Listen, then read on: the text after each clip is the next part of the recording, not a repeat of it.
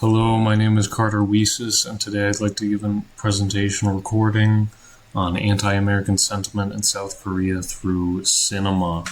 Let's begin. My thesis statement is that South Korean cinema uses anti-American themes to critique U.S. military and cultural influence relating to tensions of global power dynamics and cultural hybridization. Basically, what this means is that South Koreans who hold anti-American opinions are based in an idea that the United States has too much cultural and political influence in the nation. In this presentation, we're going to go over the why. Why is America thought of as this way? How is the U.S. depicted in South Korean cinema? What factors led to these portrayals? My first piece of historical context, and the most important, is the memory of the Korean War, which was a terrible conflict that resulted in 2 million civilians killed. Between 10 to 20% of the entire population of North and South Korea was killed. There were war crimes committed by both sides, including intentional killing of civilians, which is why the civilian death toll is so high. And infamously, the United States military ordered all two-story buildings to be bombed. And this left the country with nothing. In the image behind the text, you can see the destruction, and this was everywhere. Everything was blown up, and millions died. And the U.S. is partially to blame for this. Going back in time, the second piece of historical context is the memory of the U.S. occupation of South Korea. After World War II, before the Korean War, the United States occupied South Korea as it was former Imperial Japanese territory, and this interim government was extremely unpopular. They banned North Korean political activity, anything that was disadvantageous to the United States. Protesters and striking laborers were shot on multiple occasions during this period, and the United States government supported authoritarian rule, which would of course later lead to the periods of military dictatorship in South Korea. In the image behind the text, you can see Koreans being moved by U.S. troops. Here, the image behind the text is a U.S. military base, and this historical memory is about U.S. military base controversies, which is a problem that's existed in South Korea for decades since the Korean War ended. There have been many scandals attached to U.S.-based personnel. U.S. officers have been bribed in exchange for contracts with local South Korean companies. It's one of the most prolific cases of U.S. military corruption.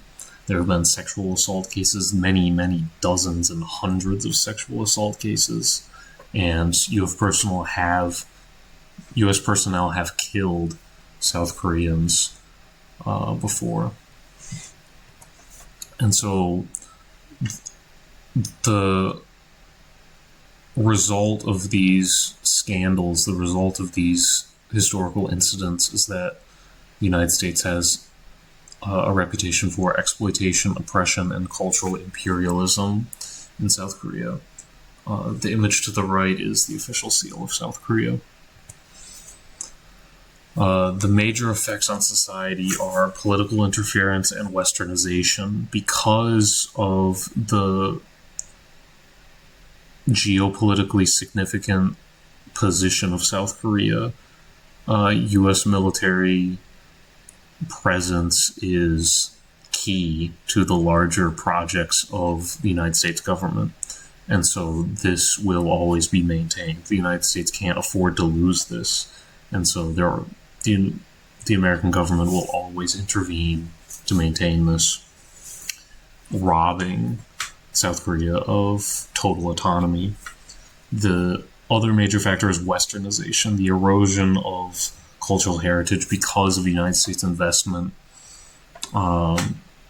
the region is heavily commercialized, and traditional culture has taken heavy damage from this transformation of society, which many object to. Here I have to introduce the monster metaphor. Using a monster as a metaphor in a film is a powerful tool used to represent the United States as an intrusive or destructive force. In The Host, 2006, creature was born from toxic chemicals dumped by a U.S. military scientist, symbolizing the unintended consequences of foreign interference and environmental negligence. This allegorical approach allows filmmakers to critique American influence without direct confrontation, framing the monster as a physical embodiment of external domination and its impact on Korean society. America is similarly portrayed as a monster in Chaw, 2009, Sector 7, 2011, and D-War, 2007. On the right, I have a picture, an illustration of a Wendigo, which, if you're not familiar, is a North American mythic beast that kills people. And the reason I bring up the Wendigo is because this is what America is. America is a Wendigo in the eyes of some of these people because of the past and because of the reputation. And so I put this picture here to try to create a sense of how powerful that is. Films as resistance. Films are an expression of national identity, resistance of influence, and a reassertion of identity. In refusing to just watch Hollywood movies all day, South Koreans are creating their own art and their own ideas, which may be anti-American. And we're going to go over a few movies here. First, aforementioned The Host. The movie begins with a U.S. military scientist ordering the dumping of toxic chemicals into Seoul's Han River, which leads to the creation of a monstrous creature, which symbolizes America. Later, American authorities imposed quarantine measures and spread misinformation, further emphasizing themes of control and mistrust. This is, of course, a reference to the U.S. military occupation and their manipulation of Korean society during that period. The next movie is Joint Security Area, which is a movie about a North Korean and South Korean soldier accidentally becoming friends while stationed at the DMZ. And they have to hide their friendship, and it suggests that Korean unity is prevented by American interests. This framing reflects a broader sentiment that Korea's fate should be determined by Koreans themselves, not by outside forces. And it raises... It's not really a question, it's more of a statement. It raises an interesting statement that the United States imported this Cold War conflict into Korea. This isn't a Korean conflict. It was brought here from elsewhere. And if things were normal, these two soldiers would just be friends like normal, like anyone has a friend. But they can't. They have to point their guns at each other because of the Korean War, which was brought to Korea by America and the USSR. The final movie is Welcome to Dongmakgol, which is about a South Korean village, or it's about a Korean village in the middle of nowhere that's far away from the action. This takes place during the Korean War. It's far away from any of the combat, and things are peaceful. And the local villagers reject conflict and attempt to preserve harmony.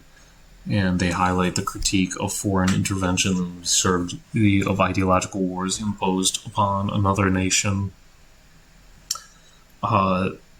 During the movie, there are soldiers from the north and the south, and just locals living in the same place relatively peacefully. And like Joint Security Area, Welcome to Dongmakgol posits that things would be peaceful if the war hadn't been brought here. And to illustrate this, I have the female lead in the movie on the right, and she's one of the local villagers, and she's very cute and pretty, and her presence creates an ideal that everything would be nice and pretty and peaceful and Korean if the Americans didn't bring this conflict here. The common themes of all these movies is that America is exploitative, an invader, and the common devices are monsters and victimization of ordinary people. The reception to these movies domestically and internationally. Domestically, anti-American themes in cinema often resonate with audiences as a critique of historical grievances and foreign influence, sparking discussion on sovereignty and national identity rather than outright hostility towards Americans. On an international level, these films are generally interpreted as social commentary on U.S. global power and its unintended consequences, with critics praising them for their nuanced storytelling. As it stands currently, the United States has a generally positive status in the minds of South Koreans, but South Koreans largely want to continue cooperation with the U.S., but with more political self-determination. They still believe, most Koreans still believe, that America still has too big of a role in South Korean politics. In conclusion, analyzing anti-American sentiment in South Korea through film reveals how cinema may function as both cultural critique and for national identity. Films like The Host, Joint Security Area, and Welcome to Dongmak-gol use symbolism and narrative to challenge foreign influence, highlight historical grievances, and assert Korean self-determination. Rather than portraying simple hostility, these works explore complex struggle themes of sovereignty, cultural preservation, and the human costs of geopolitical power struggles. Again, my thesis: South Korean cinema uses anti-American themes to critique U.S. military and cultural influence relating to tensions of global power dynamics and cultural hybridization. Here are my references. Thank you very much for listening today.